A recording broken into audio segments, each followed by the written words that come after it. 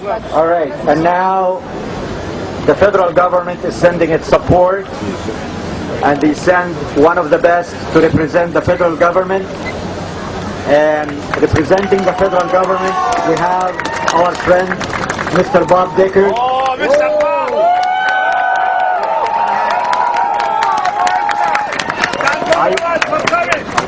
I don't need to explain more. Mr. Bob Decker, the Member of Parliament for Mississauga Erindale. Please give him a hand. Thank you. Reverend Fathers, parliamentary colleagues, honored guests, friends. My friends, I thank you for inviting me here today to mark this very tragic and solemn occasion.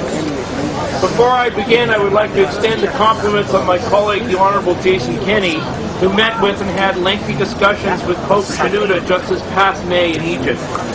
Minister Kenney could not be here himself today because his duties require him to focus on the crisis in Haiti. However, he asked me to give you a message.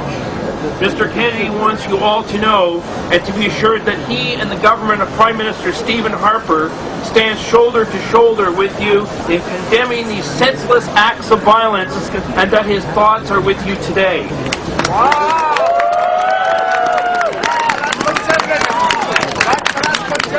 Ladies and gentlemen, the Prime Minister also asked me to share with you the sorrow he felt when he first was advised of what occurred in Nag Hammadi. He also asked me to tell you that the Government of Canada stands with you in the condemnation of these most heinous acts, and that he has moved quickly to advise Egypt of our very grave concerns over this needless tragedy.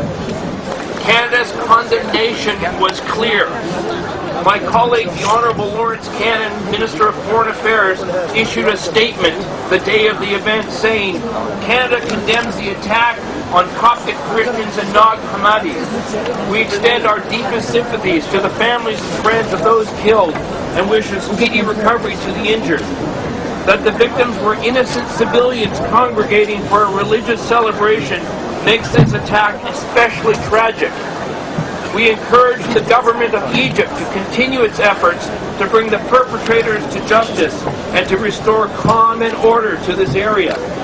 We call on the broader Egyptian community to work together to end sectarian violence. Ladies and gentlemen, on January 6th, on your Christmas Eve, I was attending the Christmas Mass at St. Mary's Church in Mississauga, led by Father Angelo Sod, who is here with us today, when I first learned of this most heinous tragedy. I say to you again today, as I did in that church on Christmas Eve, these cowardly and inhumane acts of terrorism against the Christian people of Egypt must stop.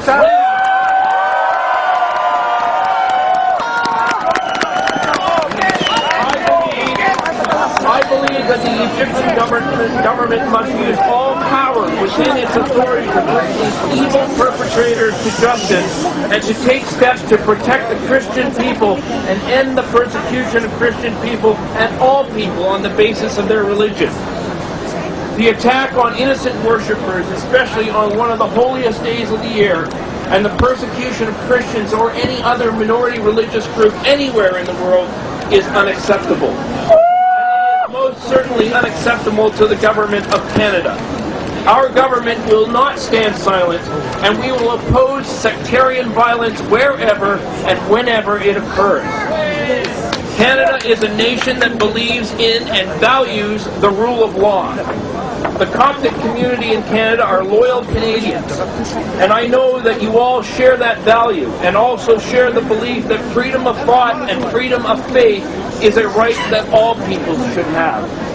The Coptic community in Canada is one of the most generous communities in this country.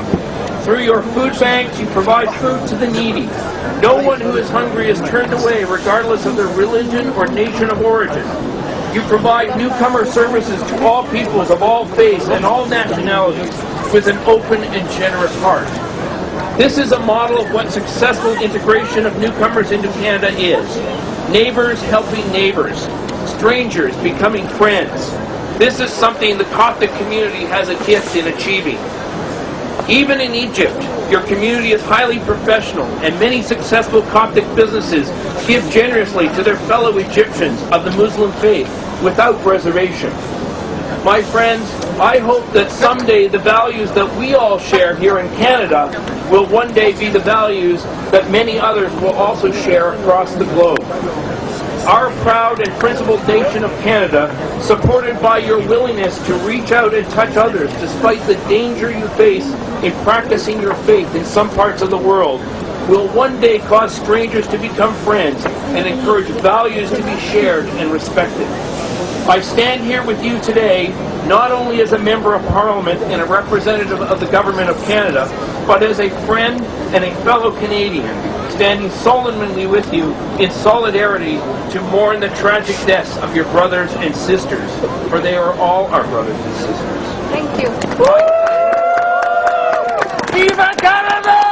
My friends, I have been authorized by Minister Jason Kenny today to act as a liaison between the Coptic community and the Government of Canada, and to invite a delegation of your leaders from Toronto and Montreal to travel with me to Ottawa to participate in key meetings with Minister Kenny, Lawrence Cannon, our Minister of Foreign Affairs, and other members of the Canadian Cabinet to raise your concerns and calls for action.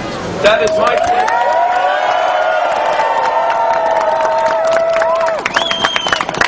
I pledge to represent you and assist you in arranging these meetings as soon as possible. I would also like to offer one final thought as I conclude. Prime Minister Stephen Harper has said that pluralism is the principle that binds our diverse peoples together. My friends, you are proud Canadians, actively participating, learning, and working together. And the example you set helps to form a stronger and more cohesive Canada. And for this, we are most grateful to you. Thank you for allowing me the honor to share this day of action with you today. May God bless you all. Thank you.